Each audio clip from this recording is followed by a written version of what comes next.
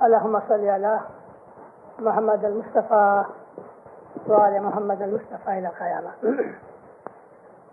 جے پنڈ بھاگا ست دھرم سر لاگا جیوڑو چھوٹے مارگ پامے جی. مولانا حضرت امام پہ صلوات پڑھو. قرآن پاک نے فرمایا ہے کل نفس ذائقۃ الموت. ہر وہ چیز جو سانس لیتی ہے اس کو ایک دن موت ہے. درخت بھی سانس لیتے ہیں، انسان جانور سب سانس لیتے ہیں. یہ روحانی مجلس ہے، اس لیے میں ان روحانیوں کو جو اس جماعت خانے میں اس وقت حاضر ہیں میں انہیں سلام کرتا ہوں. ان روحانیوں کے لیے جس نے یہ مجلس بنائی ہے دین و دنیا میں مولا ان کو برکت دے دے. یہ پنڈ بھانگا ست دھرم سر لاگا جیوڑو چھوٹے مارگ پامے. جو انسان کا بدن ٹوٹ گیا اور روح نکل گئی، اس دنیا سے وہ چھوٹا اور وہ اپنے راستے پہ لگا. ایک کوئی آگے ایک کوئی پیچھے، ایک کوئی آگے ایک کوئی پیچھے جائی اٹھائی بھائیوں گے حق لئیوں گے سچ کہیوں گے وے میرے بھائی وے. کوئی پہلے جائے گا کوئی پیچھے جائے گا، وہاں جا کے اپنے مقام پہ بیٹھے گا اور جو کچھ اس نے کہا ہے وہ اپنا حق پائے گا. اللہ تعالیٰ فرمایا ہے قرآن میں کہ ایک رائی کے دانے جتنی بھی نیکی برباد نہیں کی جائے گی. ہر ایک کو اس کی نیکی کا عوض دیا جائے گا اور خدا تعالیٰ کی رحمت اس کے شامل حال ہوگی، گناہ بخشے جائیں گے. ایک چیز میں یہاں کلیئر کر دوں، خدا فرماتا ہے کہ میں کبھی بھی کسی کا گناہ کسی دوسرے کے سر پہ نہیں ڈالوں گا. یعنی کسی کے گناہ کی وجہ سے کوئی آدمی پکڑا نہیں جائے گا.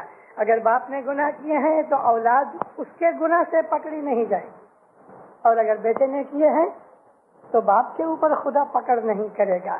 ہاں اگر باپ نے نیکی کی ہے تو اس میں بیٹے کو حق ملے گا، بھائی نے نیکی کی ہے تو اس کو حق ملے گا.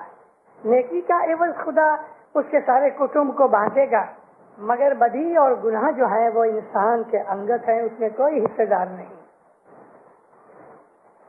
ہم اس اسماعیلی طریقے کے اوپر چلنے والے مسلمان، ہم اس اسماعیلی طریقے پر چلنے والے مسلمان اس بات کو مانتے ہیں، اور قرآن شریف میں 27 جگہ کے اوپر خدا نے فرمایا ہے، 27 آیتیں ہیں قرآن کے اندر کہ تمہاری یہ زندگی پہلی زندگی نہیں ہے،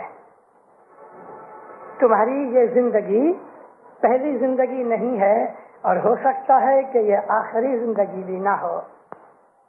مومنو، قرآن شریف خدا کا وہ کلام ہے جو حق ہے اور سچا ہے. قرآن پاک ہے اور یہ انسان کے لیے قیامت تک کی ہدایت ہے. ہمارے بھائی بہت سے ایسے ہیں کہ جو قرآن پڑھتے ہیں، محض اس لیے پڑھتے ہیں کہ ان کو ثواب ملے، لیکن قرآن میں کیا لکھا ہے وہ انہیں کوئی پتہ نہیں. پہلی چیز یہ لے لو کہ قرآن شریف میں بہت سی ایسی آیات اور اس کے اندر بہت سے خلاصے ہیں کہ خدا کا نور اس دنیا کے اندر موجود ہے اور ہم اس کو حضرت امام کہتے ہیں، وہ اولی الامر ہے.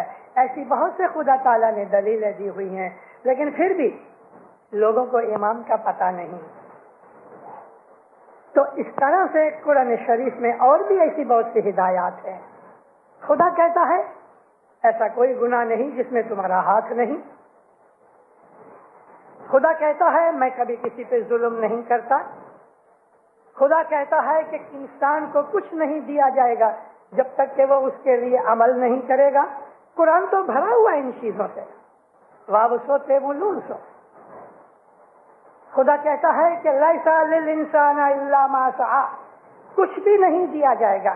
لیس کہتے ہیں ایک چھوٹی سی چیز کو بھی نہیں دی جائے گی, چھوٹی سی چیز بھی انسان کو, جب تک کہ وہ اس کے لیے محنت نہیں کرے.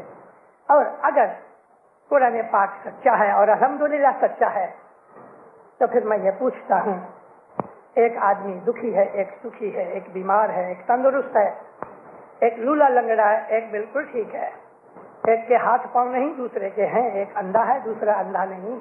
یہ تفرقہ کیوں؟ اگر خدا وحد اللہ شریک, اگر وہ رحیم و کریم ہے, اگر وہ عادل ہے, اگر وہ منصف ہے, اگر وہ کسی پہ ظلم نہیں کرتا, اگر وہ کسی کے ساتھ بھی انیائے نہیں کرتا, تو پھر یہ فرق کیوں کہ ایک رستے کا بھکاری ہے, یہ جھونپڑ پٹیاں رستے میں دیکھ کے آیا ہوں, گٹر چلا جاتا ہے, اس میں لڑکے کھیل رہے ہیں, گند سے بو سے دماغ خراب ہو رہا ہے اور وہ لوگ ادھر پل رہے ہیں, اور دوسرے ہیں کہ وہ بڑے بڑے مکانوں اور محلوں میں رہتے ہیں. کیا بات ہے؟ کیا یہ خدا نے کیا ہے؟ میں ایک دفعہ جرمنی گیا, میں یہ بات کرتا ہوں لگ بھگ 20 برس کی. اس زمانے کے اندر LSD کی بہت چرچا ہوتی تھی میگزینز اور پیپروں میں. LSD ایک ایسی دوا نکالی سائنٹسٹوں نے کہ جس دوا کے کھانے سے عورتوں کو حمل رہ جاوے, بچے ہوئے. پھر ایک ایسی دوا نکلی کہ جو ان کو برتھ کنٹرول میں کام آتی تھی. ان دواؤں کی مکسچر سے یورپ کے اندر تقریباً 2 لاکھ بچے ایسے پیدا ہوئے کہ کسی کے ہاتھ نہیں تھے, کسی کے پاؤں نہیں تھے. میں نے ایک بچہ دیکھا, اس بچے کو دیکھ کے میں نے منہ پھرا لیا. بہت دیر تک میں اداس رہا, میری آنکھیں بھینی ہو گئی. یا مولا, اس روح نے کیا گناہ کیا ہوگا؟ اس کے یہ 2 ہاتھ جو تھے نا کندھے کے ساتھ لگے ہوئے تھے, بازو نہیں تھے, اور اس کے جو پاؤں تھے اس کے ہپس کے ساتھ لگے ہوئے تھے, اس کی ٹانگیں نہیں تھی. اب یہ بچہ بڑا ہوئے گا, کیا کر سکے گا؟ اس کے ہاتھ ادھر لگے ہیں, وہ ہاتھ اس کے منہ تک نہیں پہنچتا, کھائے گا کیسے؟ کیا یہ خدا نے کیا؟ 1961 کے اندر میں کیپ ٹاؤن میں تھا. کیپ ٹاؤن ساؤتھ افریقہ کے اندر ہے.